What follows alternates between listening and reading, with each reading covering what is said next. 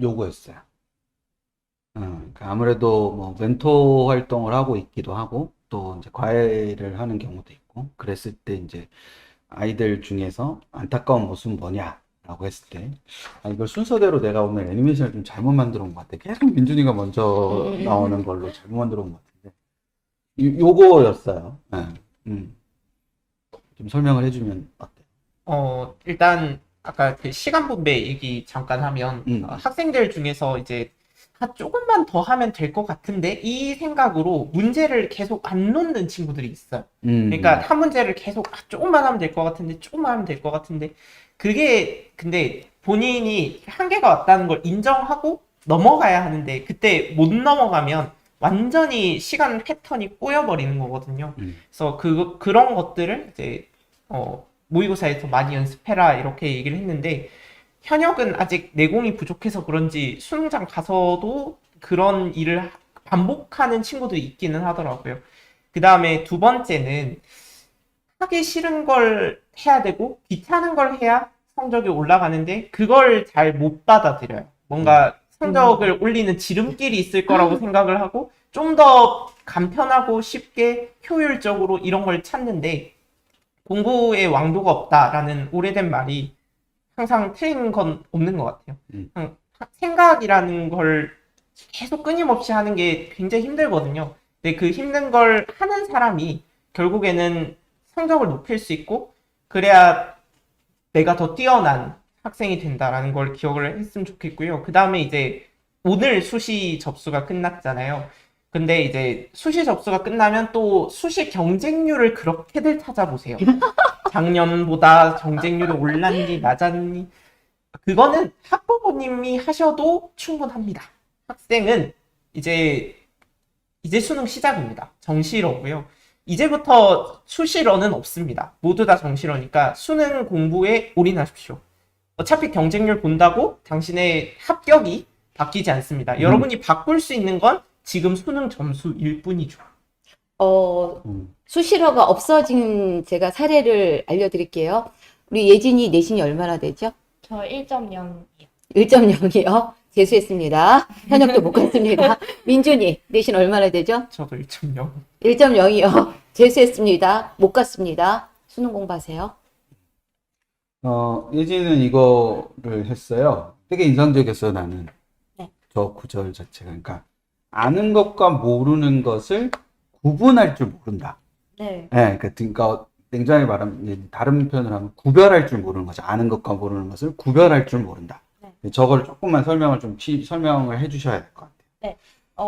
제가 많이 이렇게 멘토링을 하면서 느꼈던 건데, 친구들이 보면은, 아, 저 이거 알아요 라고 하는데, 이 유형의 문제와 조금만 다른 문제를 내주면 못 풀어요. 근데 그게 절대 아는 게 아니거든요. 그러니까 제가 생각했었을 때 나는 이거 알아 라고 말할 수 있는 기준이랑 친구들이 생각했었을 때 나는 이거 알아요 라고 말하는 기준이 너무 차이가 나는 거예요. 근데 이게 내가 사실상 모르는 것들을 안다고 생각을 하면 나중에 되돌아보면서 오답을 하거나 다시 점검을 할 때 난 다 아니까 더 볼 게 없는데? 라는 상황이 나와서 결국에는 발전이 없게 되거든요. 그래서 조금만 더 자신이 아는 것에 대해서 엄격하게 점검을 해주셨으면 좋을 것 같습니다. 음, 그리고 두 번째는 스스로의 피드백이 부족하다는 건데요. 저는 내신을 공부할 때도 그렇고, 수능을 공부할 때도 그렇고, 내가 어떤 새로운 공부 방법을 시도를 해봤으면,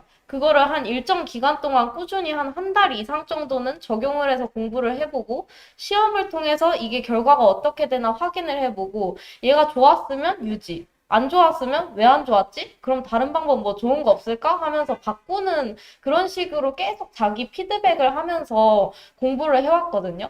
근데 항상 그 시험이 끝나고서는 보면, 나 이번에 또 시험을 못 봤어. 왜 못 봤는데? 하고 물어보면은, 아, 이러이러해서 못 본 것 같아. 라고 하면 그걸 바꿔야 되는데, 다음 시험에서 또 똑같이 그런 잘못을 하고 있는 친구들이 있어요. 그래서 그런 부분에 대해서 피드백이 제대로 정확하게 이루어지지 않는다는 점.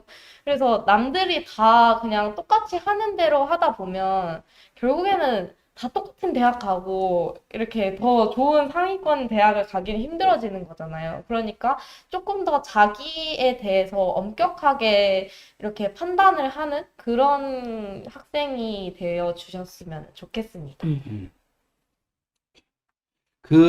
저는 굉장히 그게 인상적이었어요. 그러니까 안다고 하는 수준이 낮다. 완성도의 예, 예, 예. 기준. 그러니까 자기가 스스로 기준을 네. 세웠을 때 안다 완성도의 기준 자체를 이게 좀 낮게 잡는 경우가 많다. 이 부분이 굉장히 인상적이었어요. 그 수민이도 얘기를 하나 했죠. 예, 수민이도 하나 얘기를 했는데 뭐 이런 얘기를 했습니다. 1차원적인 공부라는 얘기를 소장님이 저 얘기는 좀 풀어주세요. 아까 같이 네, 읽고 그러니까 감동을 뭐 하셨으니까. 1차원적인 공부라는 게 이제 문제 풀고 점수 맞추고 이런 건데 수민이가 했던 말 중에 굉장히 인상적인 게 저건데 내가 왜뿐 아니라 내가 왜를 이라는 거를 해야 된다. 그 정말 되게 되게 어렵죠. 멋있지 않니? 그지? 안 보여? 그러니까 그치. 뭔지 알겠지. 그러니까 이게 뭐냐면 왜 앞에 이제 그 왜의 작은 따옴표가 있는 건 뭐냐면 우리가 흔히 뭐 오답을 했을 때 오답의 원인. 이유라든지 뭐 답이라고 했을 때 그 답인 이유라든지 이런 것들을 분석하는 게 왜의 작은 따옴표가 있는 거예요. 그러니까 공부를 할 때 이 문제를 내가 틀렸어. 그러면 이 문제를 틀렸을 때 무엇을 잘못해서 이 문제를 틀렸는가라는 것의 객관적 지표 그런 것들을 하는 게 1차적인 공부고 두 번째로 공부해야 되는 건 그럼 나는 왜 이렇게 생각을 했을까? 왜 이렇게 접근했을까? 나는 어떤 사고 흐름을 갖고 있었을까라는 거를 해야 된다. 그래서 조금 더 깊이 들어가서 해야 된다라는 그런 말이었어요. 굉장히 한국적인 말이었고, 되게 멋있었어요. 저 표현 자체도. 그러니까 오늘, 뭐, 민준 멘토도 그렇고, 이제, 예진이도 그렇고, 다, 이제, 이 주옥 같은 말들이 있었어요. 중간중간에 이렇게 하다가, PT를 만들다가 멈춰야 될 정도로, 야, 둘이 뭐한 이렇게, 얘기야. 야, 이건 역시. 진짜 뭐 이런 거를 할 정도로 이게 굉장히 멋진 말들이 많았는데 그 말들 중에 하나가 저거였어요. 그러니까 아까 예진이가 말했던 대로 안다는 것이 수준이 낮은 거지, 그러니까. 그러니까 그런 것들, 이런 부분들에 있어서, 저건 진짜 명언인 것 같아요. 그러니까 왜의 작은 따옴표와 내가의 작은 따옴표는 굉장히 다른 의미일 수 있고, 그럴 수 있어요. 그래서, 원래는 수민이를 전화 연결을 하려고 그랬었는데. 근데 뭐 예. 목소리가 안 나온대요. 네. 선생님 머리는 안 아파서 글을 쓸 수는 있는데 목소리가 안 나온대요. 그럼 여기서 우리 민준이가 했던 말 중에, 그러니까 선생님이 굉장히 동의하는 말이 수능 날은 나의 가장 안 좋은 습관과 관성은 다 나온다. 이런 거 있잖아. 네. 그거 얘기 한번 해주세요. 항상 이제 그 6월, 9월이랑 수능이랑 점수가 많이 차이가 나는 아이들을 보면 어떤 문제가 있었나를 생각해 보면 6월, 9월 같은 경우에는 자신의 약점이었던 것들이 잘 안 드러난 거죠. 그러니까 국어 같은 경우에도 쉬운 답이 있었기 때문에 까다로운 오답을 피해 갔다든지 이런 식으로 해가지고 이제 어떻게든 점수를 뭐라고 해야 되죠? 거품을 만들어 놨어요. 근데 수능은 항상 그런 것들을 없앱니다. 내가 성적을 내 실력보다 더 받을 수 있게 하지 않아요. 그러다 보니까 수능에서는 항상 내가 흘려왔던 것들, 이 정도면 괜찮지라고 생각해왔던 것들, 그런 약점, 내가 안 좋게 잡혀 있었던 습관, 이런 것들이 다 무자비하게 공격당합니다. 그러니까, 나의 약점이라던가, 내가 안 좋은 습관을 가지고 있다면 그런 것들을 빨리 깨닫고 고치려는 연습을 했으면 좋겠습니다. 어쨌든 예진이는 고3 때도 수능 성적이 나쁘지는 않았었단 말이야. 그지? 그런데 고3 때 공부할 때와 한번 뒤고 네. 재수 때 공부할 때 네. 가장 달라졌던 건 뭐였던 것 같아요? 마음가짐이었던 것 같아요. 고3 때는 제가 부담감에 항상 시달리면서 이렇게 공부를 했었거든요. 그러니까 뭐 학교 선생님들 아니면 주변 지인들 이런 부담감에 시달리다 보니까 나를 위한 공부가 아니라 다른 사람들의 기대를 만족시키기 위해서 공부를 하는 듯한 느낌이었었거든요. 그래서 그렇다 보니까 고3 때 슬럼프가 조금 세게 왔었어요. 그렇게 슬럼프가 오다 보니까 여기에 아까 말씀해 주신 것처럼 내가 왜 이런 생각을 하면서 풀어야 되는지 이거를 분석한 게 아니고 진짜 1차원적으로 아, 이건 왜 맞고, 이건 왜 틀리고, 이건 왜 맞고, 왜 틀리고 하면서 단순히 앉아서 공부하는 시간은 많은데 얻어가는 거는 적었던 공부를 했었던 거예요. 근데 다시 재수를 하면서는 이제 진짜 주변엔 이제 완전 차단된 그런 곳에 갔으니까 오로지 나랑만 대면을 하고 나를 위한 공부를 하고 하니까 계속 항상 고민을 하면서 했었던 것 같아요. 여기 진짜 공감을 너무 많이 했는데 진짜 왜 내가 이렇게 풀었지? 이거 말고 다른 방법은 없나? 선생님 수업 들으면서는 선생님은 왜 저렇게 푸시지?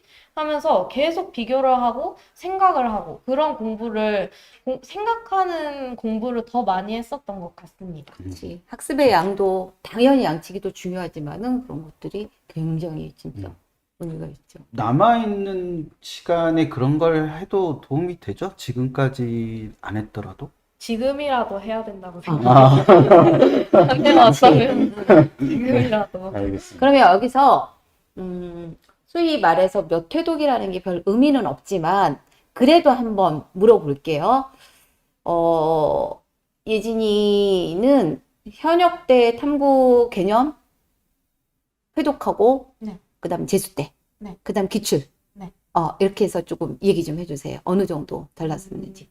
현역 때에는 겨울방학 때 한 번 돌고, 그리고 학기 중에 한 번에서 두 번 정도 더 돌고, 그 다음에 마지막에 수능 임박해서 한 9월부터 수능 날까지 한 번 더. 이렇게 돌았었던 것 같아요. 진짜 열심히 했다. 그다음에 재수 때는. 재수 때는 거기에 곱하기 2라고 생각하면 될 것 같아요. 보통 학원에서 커리큘럼이 그렇게 짜지는데 학원에서 하는 거에다가 플러스 알파로 제 스스로 그 시즌에 맞춰서 한 번씩 더 역으로 진행을 했었거든요. 그러니까 정규 커리큘럼이 1단원부터 4단원까지 간다 하면 저는 1단원 할 때 4단원부터 1단원까지 이런 식으로 공부를 했었어요. 기억이 휘발되는 거를 좀 막느라고. 네, 그래서 기출을 볼 때에도 그래서 어느 정도까지 이렇게 회독을 했냐면 횟수는 기억이 안 나요. 횟수는 정말 많이 봐서 기억은 안 나는데 어떤 기출 문제를 봤을 때 이거 몇 년도 몇 월? 어떤 지문이랑 되게 이거 유사하게 나왔다. 이런 게 기억이 날 정도로 많이 봤었던 것 같습니다. 근데 사실 뭐 재수 때 그 이회독이 가능했던 거는 그냥 단순히 앞에서부터 쭉 본다라는 게 아니라 문제 같은 거 풀면서 조금이 빈틈 개념 같은 게 발견이 되면 계속 왔다 갔다 하면서 봤다라는 그런 의미죠? 네. 오케이. 그다음 우리 민준이. 저도 사실 회독을 한 횟수 이런 거를 기억하진 못하거든요. 정말 수도 없이 봤고 결국에는 저는 기출을 본다는 건 그동안 평가원이 내왔었던 그런 반복된 패턴들 이런 것들을 인식하는 작업이라고 생각해요. 그러니까 기출을 보면 이게 어떤 것을 묻고 싶었고 지금까지 이 개념을 어떤 방식으로 물어왔는지를 쭉 떠올릴 수 있어야 기출을 잘 공부한 거라고 생각을 해서 그런 걸 제가 스스로 다 설명할 수 있을 때까지 계속 봤던 것 같습니다. 그렇게 보면 봐도 새로운 게 또 보여요. 맞아. 그 기출이나 개념도 되게 중요하지만 올해 수능은 이제 연계 교재가 굉장히 중요합니다. 다른 모든 걸 떠나서 부평에서도 그랬고 실제 수능에서도 연계 교재가 굉장히 중요한 역할을 할 가능성이 높은데 연계 교재의 그 활용 팁이 있다면 어떤 게 있을까라는 거를 한번 생각을 해보면 세 친구가 이렇게 각각 다른 얘기들 해줬는데 예진이가 쓴 것 중에서 이제 좀 설명이 필요하다고 내가 느꼈던 게 그 EBS의 I에 나와 있는 연계 진짜 분석을 좀 중요할 읽어보면 좋다 뭐 이런 얘기를 네. 했는데 그게 어떤 건지 조금만 설명을 한번 해주면 EBSI 사이트에 들어가면 연계 분석이라는 그런 곳이 있거든요. 그래서 거기를 들어가면 EBS 자체에서 국영수, 그 다음에 과탐, 사탐까지 어떤 부분, 몇 번 문항에서 이런 식으로 연계돼서 출제되었습니다라고 분석이 되어 있는 페이지가 있어요. 그래서 저는 항상 시험이 끝나면 이렇게 연계 내용 분석에 들어가서 아, 이렇게 연계가 되었구나. 그러니까 연계가 어떤 식으로 이루어지는지의 그 방식에 대해서 파악을 하고 그러면은 이게 어느 정도 가닥이 잡히거든요. 아, 이거는 진짜 직접적으로 연계되니까 이런 식으로 더 봐두면 좋겠네. 아니면 뭐, 아, 이거는 그냥 그 개념 정도만 연계가 되는 거니까 연계 교재를 푸는 것보다는 기출을 보는 게 조금 더 나을 것 같은데 라는 판단이 들거든요. 그래서 저는 그 후자의 생각이 들었던 게 수학이었었고요. 그리고 전자의 생각이 들었던 게 국어 독서였어요. 독서를 저는 처음에는 크게 연계 교재의 중요성을 파악하고 있지 않다가 6평을 보고 나니까 이제 소재며 어떤 그 한 문단 자체가 EBS 지문에서 거의 유사하게 나와서 되게 편하게 읽을 수 있었던 글이 있었거든요. 그래서 그런 점에서 되게 많이 도움을 받았던 것 같습니다. 예. 잠깐만 저 얘기 이어서 예, 할게요. 예. 2019년 국어가 매우 어려웠고요. 2022학년도 국어가 매우 어려웠는데 그때 어렵다라고 하면서 평가원이 사과 비슷한 글을 올렸던 적이 있어요. 그때 했던 말이 뭐냐면 학생들이 수능 특강, 수능 완성을 연계 교재로 봤다는 걸 생각을 하고 이렇게 문제를 내면 학생들이 연계 교재를 공부를 했으니까 그렇게 어렵게 생각하지 않을 줄 알았다. 이런 식의 답변이 올라가 있어요. 그러니까 수능 특강, 수능 완성을 학생들이 충실히 공부한다는 걸 가정을 하고 연계 문제를 낸다는 거죠. 그리고 그 연계 교재가 좀 많이 연계가 될수록 문제가 좀 어려웠던 그런 경향이 있었다는 거죠. 그 민주 멘토가 메디친의 EBSI 저 연계 분석 한 거를 어떻게 활용하면 좋은지 글을 쓴 게 있었어요. 아, 네. 그죠? 제가, 네, 메디친에서 제가 연계 교재를 굉장히 중요하게 생각하는 게 국어, 문화, 그 다음에 과탐, 이렇게 있는데, 이 두 개에 대해서는 어떻게 연계 교재를 활용하는 것이 좋을지 하나하나 상세하게 메디친에 글 썼거든요. 제가 그거 참고하시면 글 좋을 것 찾아서 같아요. 링크 드리고요. 그 다음에 제가 이제 컨설팅 하면서 애들한테 꼭 하라고 하는 게 뭐냐면, 제가 저 EBSI 연계 분석 페이지 열어가지고 과목별로 다 있거든요. 그리고 보면은, 수학은 보니까 쉬운 문제만 연계를 했더라고. 그 다음에 과탐이나 사탐은 되게 의미 있고, 특히 국어는 그러면 옆에 수능 특강 몇 쪽 몇 번, 수능 완성 몇 쪽 몇 번에서 연계했다고 정말 친절하게 나와 있어요. 그럼 저는 기출이랑 그 책 갖다 놓고 어떤 식으로 연계를 했는지 네가 생각해봐. 그렇게 하면서 네가 수능 특강이나 수능 완성을 파이널식에 다시 본다면 아마 굉장히 의미 있게 볼 수 있을 거다 하고요. 그리고 또 어떤 굉장히 좋은 게 있냐면 제가 한번 소개해드린 적이 있는데 EBS 탭에 가서 모의고사 가면은 중간에 등급컷하고 오답률이라는 탭이 있어요. 그거 눌러서 들어가 보시면은 기출 문제를 오답률 높은 문항을 15문항을 쭉 번호둔 순대로 해놓고요. 맨 끝에 가면 뭐가 있냐면 AI 추천 문제라는 게 있거든요. 거기 가보면 국어 같은 경우도 예를 들어서 이번에 가장 오답률이 높았던 35번 언매 문제 같은 경우도 옆에 가보면은 AI 추천 문제들이 있단 말이에요. 그러면 막 옛날 2006년도 거, 2012년도 거, 뭐 고3 학력평가 문제들 다 나오고 내가 만약에 맞췄으면 거기서 선택할 수 있는 게 더 어려운 문제, 더 쉬운 문제로 선택할 수 있고 틀리면은 이게 따로 담아두기 그런 기능이 있거든요. 그래서 저는 이때쯤 기출을 어떻게 분석하는지 모르겠다고 하는 친구들은 한 문제 가지고 아무리 들여다보면서 아 이건 어떤 발성을 활용해야 되고 어떤 개념을 활용해야 되고 한 문제 갖고서는 비교 분석이 안 되기 때문에 불가능하거든요. 그러면은 최상위권이 아니고 할 게 좀 많은 친구들은 잘 모르겠다 싶으면 내가 틀렸던 거, 그 다음에 아리까리하게 풀었던 거, 오답률 높은 것들의 기출을 보고 이 AI 추천 문제 가서 다 풀어보라고 해요. 풀어보면서 왜 AI가 나한테 이 문제를 추천했을까? 아, 기출하고 어떤 출제 포인트가 같다라고 생각을 했고 어떤 묻는 게 비슷했을까? 그래서 저는 아예 손을 못 댔던 문제는 30개 이상 눌러서 풀어보라고 하고 아, 내가 아리까리하게 해서 풀었던 거는 한 10문제 이상은 풀어보면서 기출 분석 그렇게 활용을 하려고 하는데 이 팁을 어디서 얻었냐면 예진이한테 얻었어요.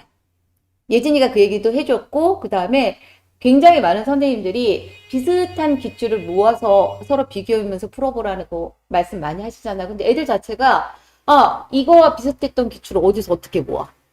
그죠? 그러면은 약간 결이 다른 문제가 있긴 하지만은 그냥 아무 문제나 닥치는 대로 푸는 것보다는 저는 그거 잘 활용하는 거를 꼭 추천드리고 싶습니다.